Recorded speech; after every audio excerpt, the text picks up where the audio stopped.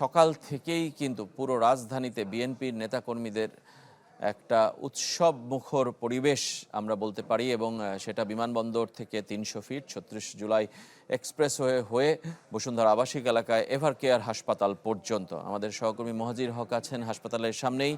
আমরা মহাজিরের কাছ থেকে জানতে চাই, মহাজির, কি মনে হচ্ছে যে কতক্ষণ ভেতরে থাকতে পারেন এবং তারপরে তার গন্তব্য গুলশানে আমরা জানি।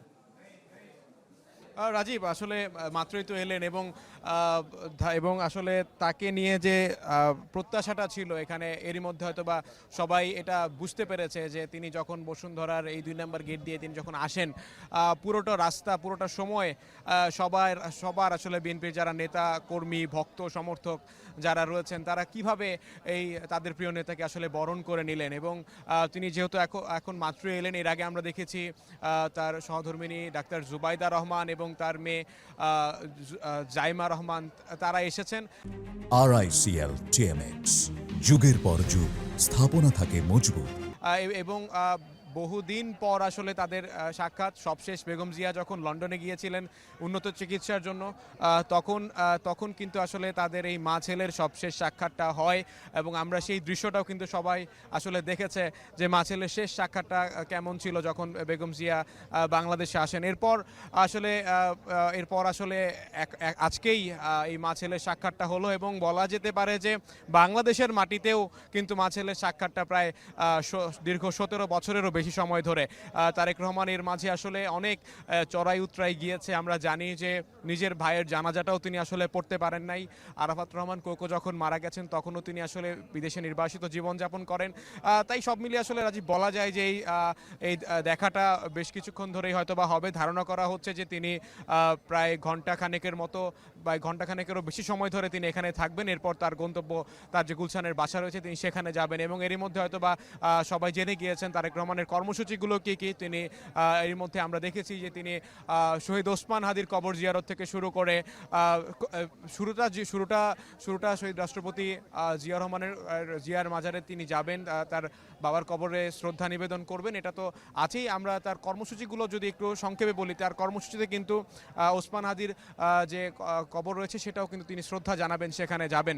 এবং আমরা কিন্তু এই পুরো সড়কে আপনারা জানেন যে বসুন্ধরা আবাসিক এলাকা একটু নিয়ন্ত্রিত এলাকা, সেখানেও কিন্তু আমরা যে মানুষজনের আনাগোনা দেখলাম এবং তাকে ঘিরে যে উচ্ছ্বাস উন্মাদনা, সেটা কিন্তু আসলে বলার অপেক্ষা রাখে না। ব্যাপক নিরাপত্তা জোরদার করা হয়েছে এখানে।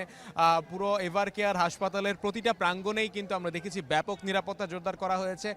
এবং সাধারণত আমরা যখন বেগম জিয়া অসুস্থ ছিলেন এবং তিনি আসলে সরকারের বিশেষ অতি গুরুত্বপূর্ণ ব্যক্তি হওয়ার পর থেকে তিনি আসলে এসএসএফ সাপোর্টটা পাচ্ছেন এবং সেটা ছাড়াও কিন্তু আমরা আজকে দেখেছি নিরাপত্তা ব্যাপকভাবে জোরদার করা হয়েছে। এবং এক পাশেই কিন্তু আমরা দেখতে পাচ্ছি যে বিএনপির যারা ভক্ত সমর্থক রয়েছে তাদের যে উল্লাস, এই মানুষগুলো কিন্তু এই এলাকাতে আমরা সকাল থেকে যখন ছিলাম তখন দেখেছি তাদের অপেক্ষাটা কত লম্বা সময়ের ছিল। এই অপেক্ষাটা তাদের অনেকক্ষণ ধরে ছিল। সেই অপেক্ষার প্রহরটা যখন শেষ হয় পুরো এলাকা কিন্তু তারেক রহমানের স্লোগানে মুখরিত হয়ে যায়। আমরা একটু দেখানোর চেষ্টা করছি দূর থেকে যে এই মানুষগুলোর কণ্ঠে কিন্তু এখন তারেক রহমানের স্লোগান। তারা আসলে আগামীর নেতৃত্বে এই দলীয় প্রধানকে দেখতে চান, শীর্ষ নেতা তাকে দেখতে চান। তার আজকের যে বক্তব্য ছিল, তার বক্তব্যে তিনি যে আসলে স্বপ্নের প্ল্যানের কথা বললেন, স্বপ্নের পরিকল্পনার কথা বললেন, সেই পরিকল্পনা নিয়েও কিন্তু এরা অনেক আশাবাদী।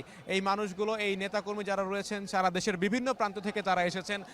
আমরা অনেকের সঙ্গে কথা বলেছি, কেউ রাঙামাটি থেকে এসেছেন, কেউ উত্তরবঙ্গ থেকে এসেছেন, সবাই কেউ ২-১ দিন আগে থেকেই এখানে এসেছেন।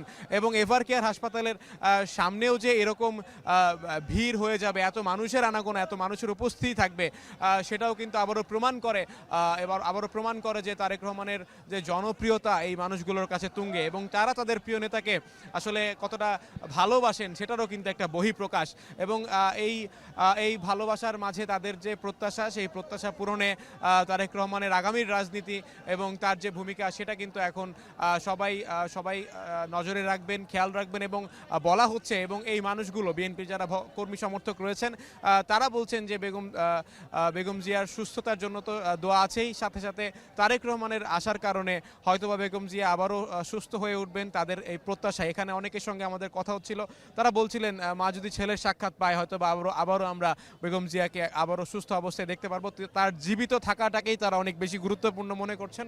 তারা বলছেন যে বেগম জিয়ার এই সুস্থতাটাই খুব গুরুত্বপূর্ণ, দেশের স্বার্থে গুরুত্বপূর্ণ, জাতীয় ঐক্যের স্বার্থে গুরুত্বপূর্ণ। এবং রাজীব, আপনি জানেন যে এই মানুষগুলোর যারা আছেন সকাল থেকে তারা আজকে এই মুহূর্তেও কিন্তু আমরা দেখতে পাচ্ছি যে আমরা যেখানে দাঁড়াই মূলত গণমাধ্যম কর্মীরা, তারা এখানে চলে এসেছেন যেন একটু কাছ থেকে তারেক রহমানকে দেখা যায়। এবং যেমনটা বলছিলাম যে তারেক রহমান যখন হেঁটে তিনি কিন্তু তার যে লাল সবুজ যে গাড়িটাতে করে তিনি আসেন এবার কেয়ার হাসপাতালের সামনে, সেই গাড়িটা রেখে তারপর কিন্তু তিনি হেঁটে প্রবেশ করেন। দলের অনেক সিনিয়র নেতাকর্মী যারা আছেন, স্থায়ী কমিটির সদস্য, তাদেরকে আমরা দেখতে পেয়েছি তারা হচ্ছে যে একসাথেই ছিলেন, সেই বাসেই ছিলেন, সেই গাড়িতে ছিলেন এবং পুরোটা সময় কিন্তু আমরা দেখেছি তারেক জিয়া সবাইকে হাত নাড়িয়ে শুভেচ্ছা জানিয়েছেন, সবাই তাকে বরণ করে নিয়েছেন।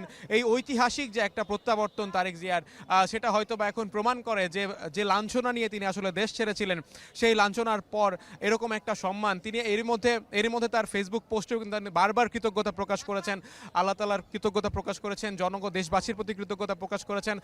এই সব মিলে বলা যায় যে রাজীব, তার যে এই ঐতিহাসিক প্রত্যাবর্তন এবং তার মায়ের সাথে সাক্ষাৎ, সেটা আরো কিছুক্ষণ দীর্ঘায়িত হবেই।